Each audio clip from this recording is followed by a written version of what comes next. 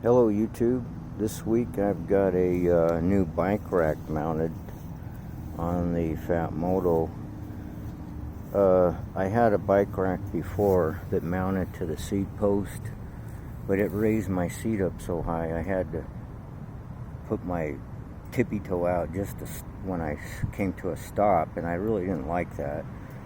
So I got this new bike rack that bolts to the frame. However, the brackets were interfering with my chain, so I had to reverse the brackets, put the bottom on the top and the top on the bottom, sort of, but it worked out.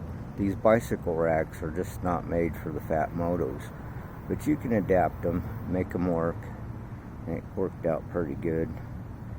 And yeah, I'm happy with that. Now I got my seat down where I can actually touch the ground with my feet without any trouble. And so that's the upgrade for now. I'm still doing the wiring on my wiring harness, and but I'll just show you. I do have lights, but I just have it hooked up with a wire just for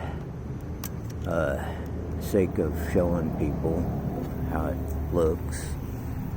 And that's just the low beam I have on right now, and you can't really tell because it's daylight, but I'm still working on the wiring, and so that'll be another video. And got a bunch of parts still coming for the wiring, so it's coming along.